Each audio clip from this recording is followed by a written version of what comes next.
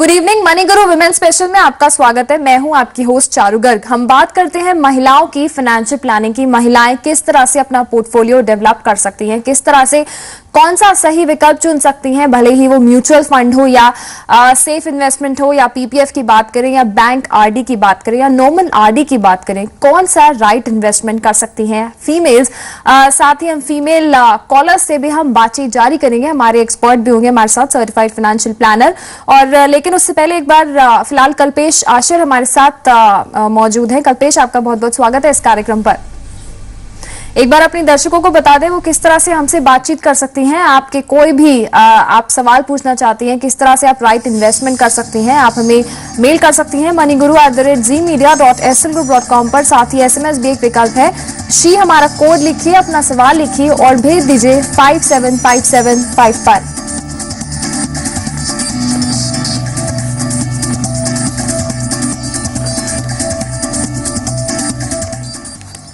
चलिए तो सवाल जवाब का सिलसिला शुरू करते हैं। कल्पेश से पूछते हैं क्या एग्जैक्ट स्ट्रैटेजी अपनानी चाहिए हमारी फीमेल दर्शकों को। तो पहला सवाल हम ईमेल के जरिए शामिल करेंगे। आराधना ने सवाल पूछा है, दिल्ली से इनका सवाल है। कल्पेश ये जानना चाहती है, इनकी एज है 31 और इनकी एनुअल इनकम है 5 लाख। किस तरह से ये अपना पोर्टफोलियो डेवलप कर सकती हैं? पहली बात तो ये। दूसरी बात इन्होंने ये भी लिखी है, इन्होंने 1 करोड़ का टर्म प्लान लिया हुआ है, साथ ही LIC की पॉलिसी भी खरीदी हुई है। क्या ये दोनों ही विकल्प सही हैं इनके पोर्टफोलियो में, और किस तरह से अपना पोर्टफोलियो आगे बेटर रिटर्न्स के लिए डेवलप कर सकती हैं? कल्पेश, सबसे पहले तो आराधना को मैं शुभकामनाएं देना चाहता हूं कि उन्होंने जो 1 करोड़ का टर्म प्लान लिया हुआ है वो बहुत ही अच्छा डिसीजन है। तो 1 करोड़ का टर्म प्लान लेने से उन्होंने ये तय कर लिया है कि उनकी फैमिली का प्रोटेक्शन सिक्योर है। और दूसरी बात कि उन्होंने जो पीपीएफ में भी जो अपनी इन्वेस्टमेंट्स अगर वो कर रही हैं तो उसको वो जारी रखें, क्योंकि that is one of the most safe and secure investments to do. और पीपीएफ के जरिए उनका डेट का एलोकेशन, जो फिक्स्ड इनकम का एलोकेशन है, वो भी रेगुलरली होते रहेगा।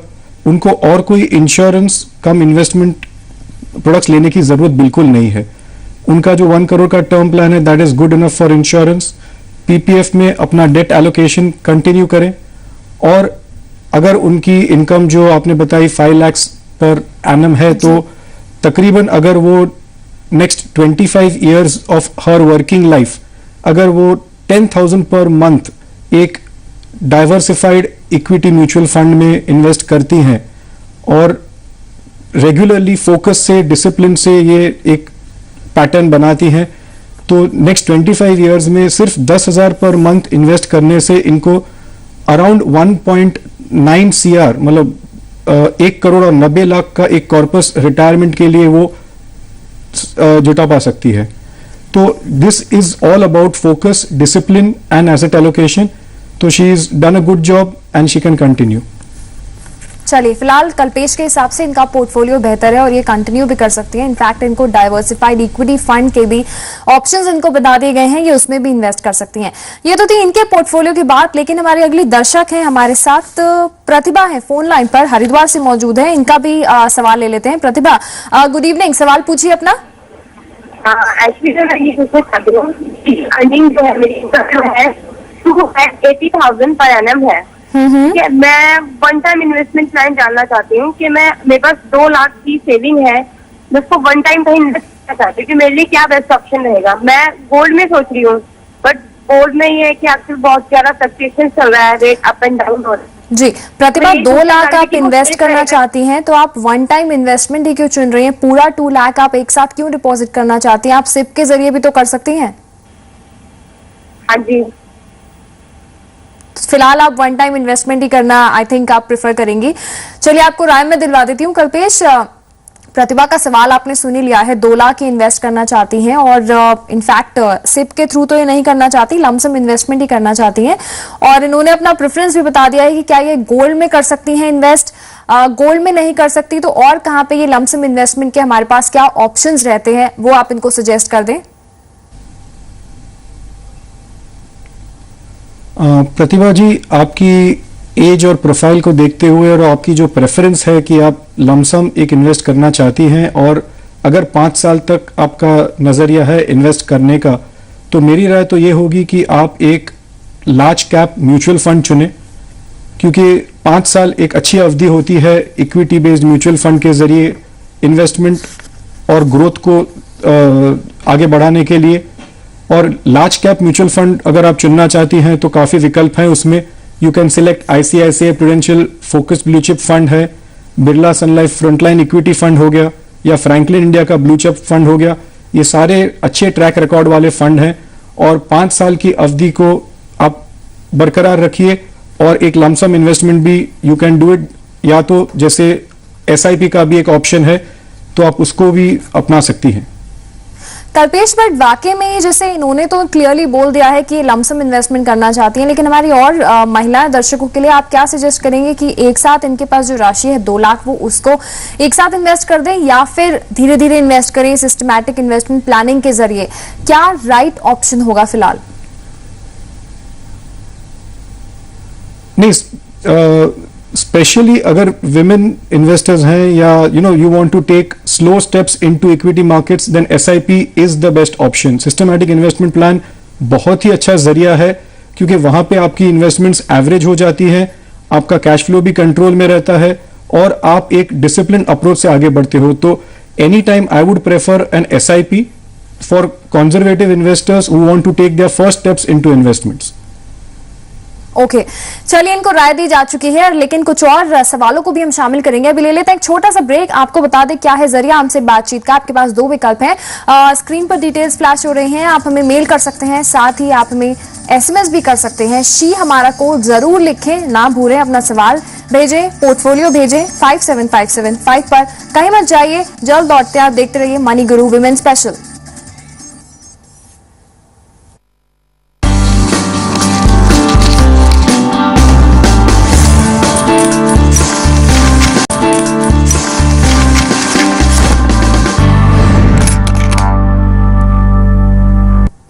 Welcome back after the break. आप देख रहे हैं मनी गुरु वुमेन स्पेशल। मैं हूं चारू गर्ग। हमारे साथ बात कर रहे हैं Kalpesh Ashar, certified financial planner. अपनी महिलाओं के हम सवाल ले रहे हैं इस शो में।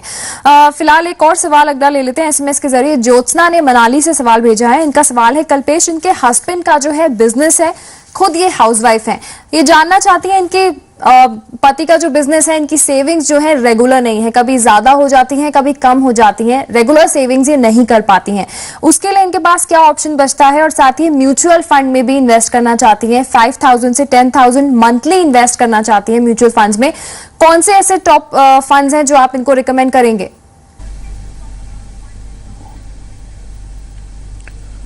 ज्योत्सना जी, आपने जो बताया कि आपकी जो सेविंग्स है, क्योंकि आपके हस्बैंड बिजनेसमैन हैं तो ऑब्वियस है उनकी इनकम या उनकी सेविंग्स भी वेरिएबल रहेगी। इसमें कोई दिक्कत वाली बात नहीं है। ज़रूरी है कि आप इन्वेस्ट करना शुरू करें, क्योंकि जब आप इन्वेस्टमेंट की एक हैबिट अपने आप क्रिएट करते हो तो छोटी अमाउंट हो या बड़ी अमाउंट, अपने आप उसका एक बहुत ही अच्छा नतीजा एक लॉन्ग टर्म में आपको दिखाई देगा। अब अगर आप फर्स्ट टाइम इन्वेस्टर, जैसे मैंने पहले बताया है, आप म्यूचुअल फंड में इन्वेस्टमेंट करना चाहते हैं, that is the best option for a person to get into the investment mode. और म्यूचुअल फंड्स के काफी फायदे भी हैं। आपको डाइवर्सिफिकेशन मिलती है, आपको indirect exposure to capital markets मिलता है थ्रू प्रोफेशनल्स, आपको कोई डिसीजन नहीं लेना होता है। दूसरा, आपकी जो रिस्क है वो भी काफी नेगेट हो जाती है। रिस्क है जरूर, लेकिन काफी नेगेट हो जाती है क्योंकि बहुत ही डाइवर्सिफिकेशन होता है। तो म्यूचुअल फंड्स के जरिए आप जरूर जो आप अमाउंट जो भी है 5,000 10,000 अपना इन्वेस्टमेंट शुरू कीजिए, भले ही वो वेरिएबल हो, लेकिन इन्वेस्टमेंट करना जरूरी है। रहा सवाल कौन से म्यूचुअल फंड का, तो because you are taking your first step, you should start with a large cap fund, then slowly अगर आप चाहें तो मिड कैप की ओर देख सकते हैं, बैलेंस्ड फंड्स ले सकते हैं। तो अगर आप 10,000 की राशि इन्वेस्ट करना चाहते हैं तो you can invest around 5,000 in a large cap fund. मैंने नाम दिए हुए थे पहले, ICICI का फोकस ब्लू चिप फंड हो गया, इक्विटी फंड, बिरला सन लाइफ का फ्रंटलाइन इक्विटी या फ्रैंकलिन का ब्लू चिप फंड हो गया। बैलेंस्ड फंड में आपको बाकी के 3,000 रुपए आपको इन्वेस्ट करने हैं तो ICICI प्रूडेंशियल का बैलेंस फंड है या तो HDFC बैलेंस फंड है, और 2,000 रुपए आप एक मिड कैप फंड में इन्वेस्ट कर सकते हैं। तो उसमें भी चॉइसेस हैं, रिलायंस अपॉर्चुनिटी है या ICICI प्रूडेंशियल का वैल्यू डिस्कवरी फंड है। तो इस जरिए आप अपना पहला कदम लीजिए इन्वेस्टमेंट की ओर and you will see the benefits. जी, भले इनकी सेविंग्स जो है इरेगुलर हैं, ये ठीक से सेव नहीं कर पाती हैं, लेकिन ये बहुत जरूरी है कि ये ठीक से सेव करें। मंथली जितना भी ये सेव कर पाती हैं उतना सेव करें, और निवेश करने से पहले आपका टारगेट क्या है, आपका गोल क्या है, और साथ ही कितने टाइम के लिए आप इन्वेस्ट करना चाहती हैं, ये भी जरूर ध्यान में रखें। इन्होंने म्यूचुअल फंड के बारे में पूछा था। म्यूचुअल फंड, जैसे कल्पेश ने बताया, शेयर बाजार में ही आपका निवेश होता है, लेकिन आपको अगर जानकारी ज्यादा नहीं है तो कोई बात नहीं, आपको चिंता करने की कोई बात नहीं है, क्योंकि म्यूचुअल फंड जो है आपके लिए एक एक्सपर्ट का ही काम करता है। ये तो थी इनकी बात। एक और सवाल ले लेते हैं ईमेल के जरिए। कल्पना ने सवाल पूछा है जमशेदपुर से। कल्पेश, इनका सवाल है, ये पीपीएफ में इन्वेस्ट कर रही हैं। हालांकि इन्होंने जो डिसीजन लिया है काफी सही लिया है, काफी सेफ इन्वेस्टमेंट इन्होंने चुना है, और आई थिंक ये ज्यादा जोखिम भी नहीं उठा सकती हैं। पीपीएफ में इन्वेस्ट कर रही है 1000 मंथली। इनकी एज है 54 ईयर्स। क्या ये अपना इन्वेस्टमेंट कंटिन्यू रखें या यहां से कहीं शिफ्ट करा दें अपना इन्वेस्टमेंट, कल्पेश? पीपीएफ एक ऐसी चीज है कल्पना जी जो आई थिंक अपने नेशन के लिए एक बून है, क्योंकि सबसे सेफ और सिक्योर फिक्स्ड इनकम की इन्वेस्टमेंट इससे बड़ी नहीं है। 8.7% का आज का ब्याज दर है, उसका पर एनम का रिटर्न्स है जो 15 साल की अवधि के लिए होता है। और अगर आप चाहें तो इसमें आज की तारीख में जो नए बजट के हिसाब से 1.5 लाख का एक्सटेंडेड लिमिट है। आप अगर इसमें छोटी अमाउंट भी इन्वेस्ट करते हो, जैसे आपने बताया 1000 पर मंथ करना चाहते हैं, बेशक कीजिए, क्योंकि ये 1000 पर मंथ का भी अगर हम एक कैलकुलेशन लगाएं तो अगर 1000 पर मंथ भी अगर 15 साल की अवधि के लिए पर मंथ इन्वेस्ट किया जाता है तो कुल अमाउंट बनती है अराउंड 3.25 से 4 लाख रुपए। तो आप पावर ऑफ कंपाउंडिंग समझ सकते हो। पीपीएफ का सिक्योर इन्वेस्टमेंट है, टैक्स उसमें बेनिफिट्स होते हैं, और अगर आप 54 की एज के हो और आप काफी टाइम से पीपीएफ में इन्वेस्ट कर रहे हो तो मेरी सलाह ये होगी कि अगर उसकी साइकिल्स जो होती हैं 15 साल की अगर खत्म होने में है अगले 3-4 सालों में, तो वो इन्वेस्टमेंट अगर आपको रेगुलर इनकम की जरूरत है तो वो इन्वेस्टमेंट किसी स्टेबल या सेफ इन्वेस्टमेंट में डाइवर्ट कीजिए जहां से आपको रेगुलर इनकम भी आ सकती है, जैसे बैंक की एफडीज हो गई वगैरह। या अगर आपने पीपीएफ अब से शुरू किया है पिछले 1-2 सालों में तो जरूर उसको आप 15 साल की अवधि तक इन्वेस्ट करें। 1000 rupees is not a big amount, but PPF is a pure good investment option. जी, चलिए, तो बहुत ही सेफ इन्वेस्टमेंट के जरिए ये अपना निवेश कंटिन्यू कर सकती हैं और सारे ही विकल्प इनको बता दिए गए हैं। अभी वक्त है एक छोटे से ब्रेक का, लेकिन हमारी अगली दर्शक होंगी रुसाली, पुणे से हमारे साथ जुड़ेंगे। आप कहीं मत जाइए, देखते रहिए मॉर्निंग गुरु विमेन स्पेशल। लेकिन उससे पहले आपको बता दें क्या है जरिया हमसे बातचीत का। अगर आप भी हमारे शो में शामिल होना चाहती हैं, अपना सवाल पूछना चाहती हैं, तो स्क्रीन पर डिटेल्स फ्लैश हो रही हैं, आप इस पे ईमेल कर सकते हैं, साथ ही आप SMS भी कर सकते हैं। अभी लेते हैं एक छोटा सा ब्रेक, जल्द लौटेंगे।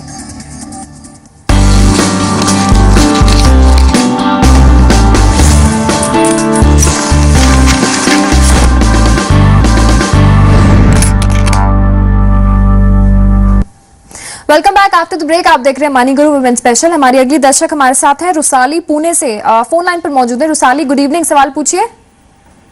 सर, मैं 2000 रुपए पर मंथ 5 साल के लिए इन्वेस्ट करना चाहती हूँ। कहाँ इन्वेस्ट करना बेहतर होगा? ओके, 2000 ही कर सकती हैं आप पर मंथ?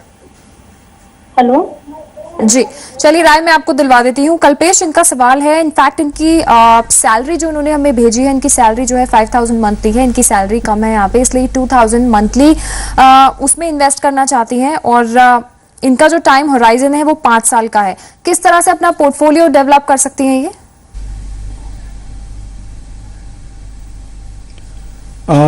रुशाली, देखिए, एक तो अच्छी बात पहले मैं कहना चाहता हूं कि आपकी आय जो है उसको देखते हुए आपने जो डिसीजन लिया है कि आपको उसमें से भी इन्वेस्ट करना है, ये आपका एक बहुत पॉजिटिव माइंडसेट है। क्योंकि इनकम जितनी भी हो, लेकिन उसमें से अगर हम कुछ भी सेविंग्स कर सकते हैं तो करना जरूरी है अपने फ्यूचर के लिए। आप जो 2000 रुपए पर मंथ सेव करना चाहती हैं, शुरुआत के तौर पे मैं कहना चाहता हूं कि आप एक bank recurring deposit, bank RDs में अपना इन्वेस्टमेंट शुरू करिए। पर मंथ 2000 रुपए वहां पे डाल सकते हैं। 5 साल की अवधि के लिए भी आरडीज अवेलेबल होती हैं। वहां पे ब्याज दर अराउंड 8.5, 8.25 या 8.5 या 9% के बीच में आपको मिल जाएगा। और ये करने से आपको एक हैबिट फॉर्म हो जाएगी रेगुलरली इन्वेस्टमेंट करने की। आगे चल के आपकी अगर आय बढ़ती है तो आप थोड़ा एक्सपोजर म्यूचुअल फंड के जरिए इक्विटी फंड्स में भी बहुत सोच समझ के ले सकते हैं, लेकिन अभी के लिए आप बैंक आरडीज में अपनी इन्वेस्टमेंट शुरू कर सकती हैं। चलिए, तो ये तो थी इनके पोर्टफोलियो की बात, और साथ ही इनकी जिस तरह से सैलरी कम है ये इन्वेस्टमेंट भी कम कर सकते हैं मंथली, इनके लिए भी इनको ऑप्शंस बता दिए गए हैं। ये एफडी में इन्वेस्ट कर सकती हैं और साथ ही आरडी का भी इनको विकल्प बताया गया है, ये इसमें इन्वेस्ट कर सकती हैं। फिलहाल आज इतने ही महिला दर्शकों को हम शामिल कर पाए, समय थोड़ा कम था। कल्पेश, आपका बहुत बहुत शुक्रिया जी बिजनेस को समय देने के लिए। एक बार लेकिन जाते जाते बता दें किस तरह से महिलाएं दर्शक हमसे बातचीत कर सकती हैं। आप हमें सवाल भेज सकती हैं moneyGuru@zmedia.slgroup.com पर। साथ ही SMS भी एक विकल्प है, शी लिखें, हमारा कोड, अपना सवाल भेजें 57575 पर। फिलहाल इस खास पेशकश में इतना ही, लेकिन आप देखते रहिए जी बिजनेस। नमस्कार।